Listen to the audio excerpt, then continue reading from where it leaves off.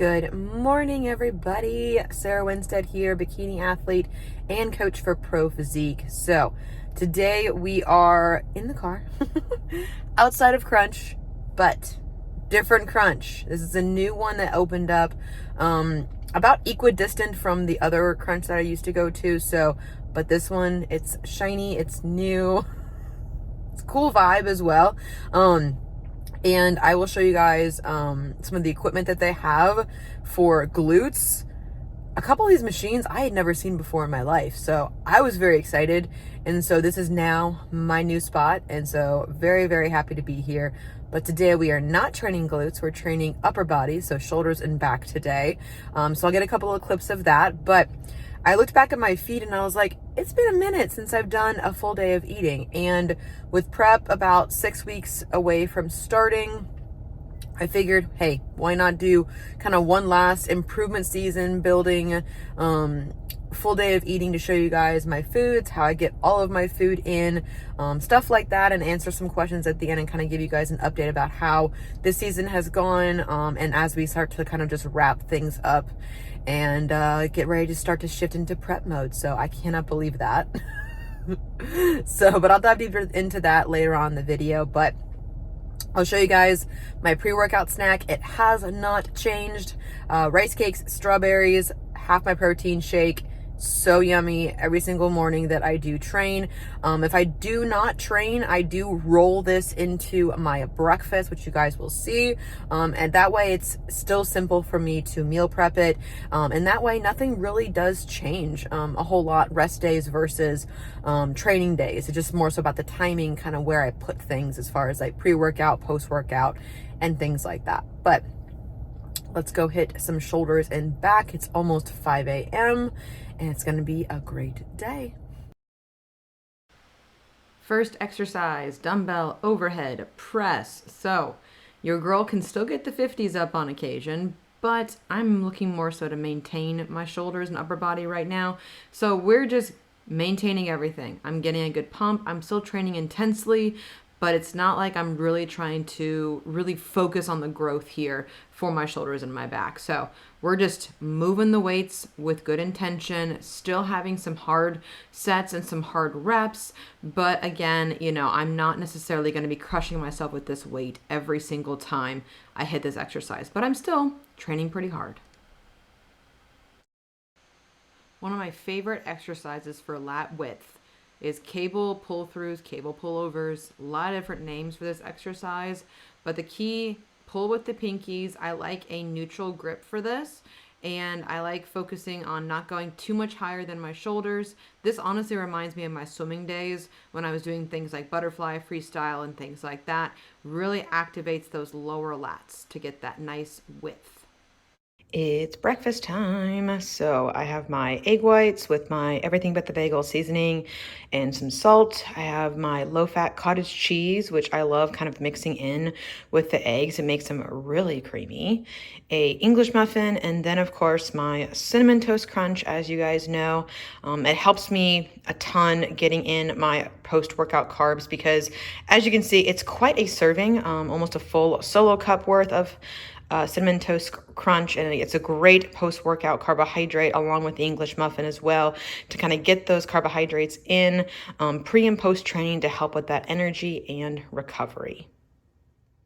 For those of you that might want to know, these sourdough English muffins, I need more of them because I've eaten all of them, are incredible. Oh my gosh, I really like the taste of them. They're so soft, especially when I put them in the microwave for like 20 seconds. Oh, it's delightful. And yes, I know they're more calories than the 100-calorie one, but the macros honestly are not that different. So 1 fat, 27 carb, and 4 protein. I love this. I love working in, I'll say, like full strength things like English muffins, bagels, normal bread in improvement season and stuff like that. You know me, you've watched my channel, definitely team bread. But I like working in normal, quote unquote, starches and breads and things like that, just to get it out of the mindset sometimes too of the rigidity of contest prep and that contest prep mindset. Obviously I am starting prep soon, but until then, these are definitely staying in. Good morning, Yuna. Hope you guys like my puppy voice. I think we always talk differently to our fur babies and human babies and all those things. So she's gonna have a super, super fun day. We're gonna leave for a daycare in a few minutes, but just wanted to show you the little boo-boo. Just turned 2 years old. Cannot believe she's already 2. Time is flying. Where is it all going? So she's super, super snuggly, very tired in the mornings, and I think, still definitely a puppy. Still definitely has a ton of energy. Oh, thank you for the kisses. Good girl. But she is starting to settle a little bit more, and just become more of a teenage and adult doggy. So we're very happy about that. What's up, guys? So we are in the car on the way to therapy. It is Wednesday, and I have therapy every 2 weeks. Been going to see a therapist since 2017, I want to say. I love her. She's fantastic, and just dropped Yuna off at daycare, so she's gonna have a fun-filled day today. She loves it. She's social, and they love her, and it's just like a super, super fun time. She comes home, she's very tired, and she just plops and sleeps, and it's a nice night for me and Daniel to just like relax and catch up and just like, come down from our day without having like a rambunctious 2-year-old puppy. But I can't believe she's 2. It's crazy. So we are driving to therapy, and on that topic, I do want to kind of mention as well, like I do encourage my clients to do what I call is filling up your own cup, whatever that looks like for you. As far as like, for me, it's sunshine, it's steps, it's how I manage my stress. It's, making sure I am, of course, checking my boxes, getting my sleep, getting my recovery, filling up my battery that way, but then also mentally as well. I love just, these moments where I can like exhale, go to therapy, talk to somebody. Sometimes we talk about some good stuff. Sometimes we talk about like nothing, and it's just nice to have that outside social time and everything like that too, because, I am coaching online. I don't have a ton of like social in-person interactions with people other than like the gym or something like that. So hang on, the sun is very bright right now. And so it's nice to have that time to myself, and also the time to kind of exhale and, catch up and just kind of just fill up my cup, because, if you're not 100% in your cup filled up, then you can't give 100%. You can't pour from an empty cup. And so I tell my clients this a lot, and I especially tell my moms this. I'm a fur mom, which is definitely different than being a human mom, but it's, I'm still responsible for another life form. And, I still put that, life form pretty high on my priority list and everything like that. And so it's nice to have these moments where I can prioritize myself, and just, take some you time. It's important. And Daniel and I even made it a point this weekend to have like a date day where we went up Kennesaw Mountain, had some nice lunch, and just relaxed in the afternoon. Obviously, Yuna was with us too, but it was time that we just had to ourselves. And I think that it's really important to fill up your cup, whatever that looks like to you. Like sometimes, my husband, loves yoga. That's his time to fill up his cup and to see people and to be social, but also take the time to exhale and come down from his day and manage his stress and stuff too. Because I find if they were constantly like, if our cup is filled up like 15-20%, then that's all we can give is going to be 15 to 20% effort in our lives, in our jobs, in our physique goals, in our nutrition, in our habits, in our workouts and things like that. And so it may not necessarily be like, oh, every day I've got to fill up my cup to 100%. No. But I think if you find that you're running more so on empty, or if you find that you haven't just feel run down and very tired, obviously from a physical standpoint, obviously yes, sleep, stress management, maybe even taking a deload from training as well, a couple extra rest days, never a bad thing. But then also looking mentally too about things that you can do that are realistic, for you to invest time, a little bit of money in, but again, things like sunshine, steps, walks, those are free. Sometimes it may take like a $5 investment at like a local park or like like Kennesaw Mountain or something like that, but it's your you time. It's your time to fill up your cup, to be, to kind of recharge your battery a little bit. That way, you can give your best effort. That way you do feel like, okay, I'm not constantly just spinning my wheels and hacking away. So just wanted to kind of dive into that for a couple of minutes and encourage you guys. It's not something that I talk about often on my channel, but it's something that I talk about a ton with my clients, as far as just like stuff that they may not realize and may not even think about, or even just like putting themselves higher on the priority list of taking care of themselves too. Obviously, yes, take care of your family, take care of your friends, your responsibilities, all those kinds of things, of course, but you've got to take some time for yourself as well. And I don't consider that being selfish, because when you're at your best, then you can give your best, and then everyone else benefits from that too. So yes, some good like pre-therapy thoughts to get the brain going. I'm gonna get some steps at workout anytime before that, and then we'll head home and have some lunch.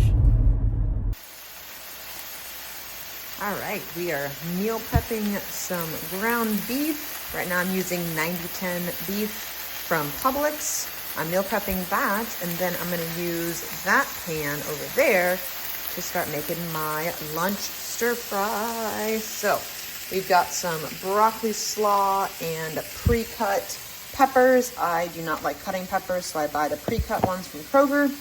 This is the broccoli slaw that I use as well. Again, pre-cut makes meal prep very, very easy. I add some pineapple on top of it towards the end. And then I use, of course, real quick, whole grain brown rice. I top it with some slice of provolone cheese and kind of mix it all in it so it gets very, very nice and thick. And then I add these two sauces on top.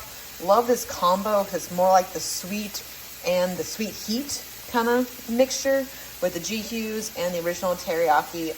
This is a great combo.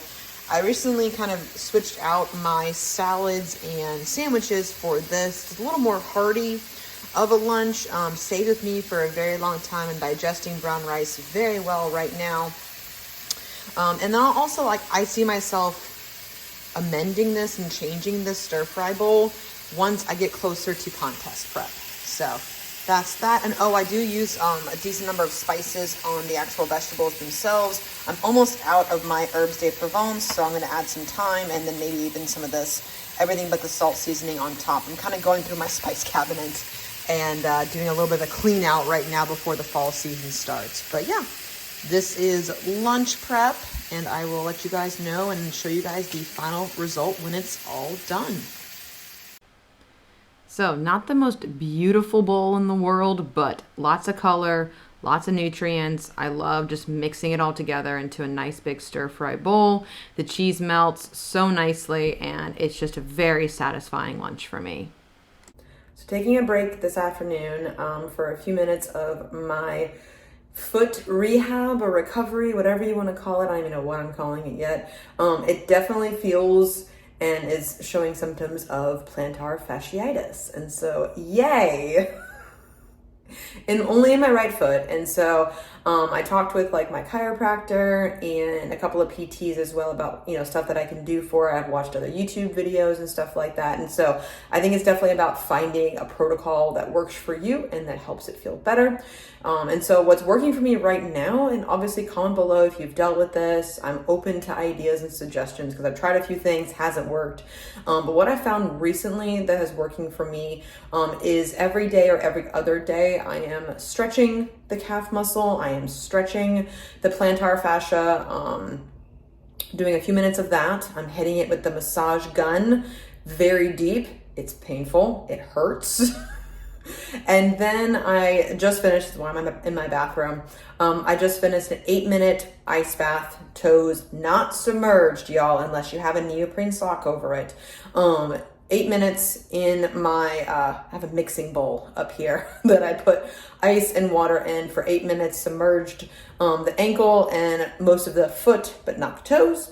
Doing that for 8 minutes, and I just pulled it out. I don't know how people do ice baths or cold plunges or anything like that. I did them in college, trust me, I did cold baths in college and all that kind of crap, but it's awful. The first 2 minutes, it's right around that 2-minute mark. It's just awful. I'm breathing, I'm massaging my leg for circulation purposes. Then once 2 minutes hits, it's still awful, but at that point I'm numb and I just don't really care. So I'm sitting on the edge of my bathtub here, about ready to put my sock back on and get on with the rest of my day. But I'm trying to do this every day or every other day at least, because it's not like I can just post up and rest.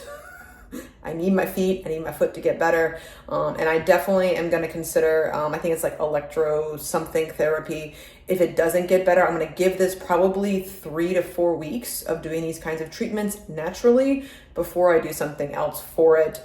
It has started to feel better. I am also using a splint at night that I got off Amazon that literally pulls the foot back and kind of Velcros it in place to stretch the foot at night. I can still sleep with it. Some people have reported that they can't sleep with it. I sleep fine with it. And you know, that definitely helps because it was really hurting first thing in the morning. And so stretching it there, I'm stretching it whenever I can. I'm wearing a like little compression sleeve, with some arch support most of the day. And I've also gotten insoles for all of my shoes, and I know exactly what caused this. And I'm kind of mad at myself a little bit about it. So every morning when I take Yuna on our morning walk, I wear rain boots because she likes to go into the dewy grass and, you know, pine straw and mud and just like all the stuff. The girl is just like all over the place. And so I can't wear like sneakers because they'll get ruined. I can't wear Crocs because they'll get wet and disgusting. And so my only option has been like rain boots. Well, you walk a lot in rain boots, the soles wear down, and I think that's really what caused it, because I do walk like a mile with her in the mornings in rain boots, and I know rain boots are not meant to be walked in for that amount of time every single day. So definitely have insoles in those, and it's been helping. The arch support is great. I have decent arches. I don't have flat feet or anything. And so I've been using that, and so you'll kind of tell I'm doing like insoles, splint at night, this protocol, kind of throwing everything I can at it. And it's definitely been helping. Been definitely noticing some improvements, but it's not gone. And it's been about almost a week doing this. Okay. So that's why I'm saying I'm giving it like patience, one of my words this year. And giving it like 3 to 4 weeks before I try something else. But so far it has been helping. And so if you guys have any tips or recommendations on kind of what to do, I'm open to suggestions, because like I said, I'll try anything. I've tried a few compression socks and they haven't really worked for me, but I have found one that works for me, which is nice. But now I'm gonna go put my compression sock on and then lay down for like 15 minutes or so to elevate the foot to make sure I get new blood into the area to heal it, because I know that area doesn't get a lot of blood flow, which is the reason why it doesn't heal as quickly. So we're working on it. This is the setup for dinner. So we've got some yellow squash here that I'm gonna cut up and add some spices and saute. And then I'm also going to add in, I love these Publix French cut green beans. I literally just throw them on a plate and microwave them for like 2 minutes, and they're just like awesome. I'm probably gonna put some lemon pepper. This is my favorite lemon pepper that I use on the green beans as well. Sometimes I find lemon pepper has sugar in it, which is real strange to me. So I like the Mrs. Dash because it doesn't have that in there. Obviously, since it's salt-free, I do add my own salt varieties to it. And then I've cooked up already this little sirloin pieces. I just like kind of pan fry with a little bit of avocado oil. Really easy to do, and so I just like cut up one of those with it. And then of course more provolone cheese because I love my cheese. And so yeah, I'll show you guys when this is all plated up for dinner. All right, dinner is ready. Got my steak, my vegetables, melted cheese on top with all of my spices. This is a very satisfying meal to end the day with, but we're not done yet. All right, while my squash is cooking, I will definitely show you what I use to make my smoothie right now. And so, love me my Justin's chocolate hazelnut almond butter. If you guys are having issues measuring out your nut butters, or if you're like, oh, I want to lick the spoon and everything like that, this is a perfect portion of nut butter. So get these packets off Amazon. I use this in improvement season and in prep. It's a staple for me.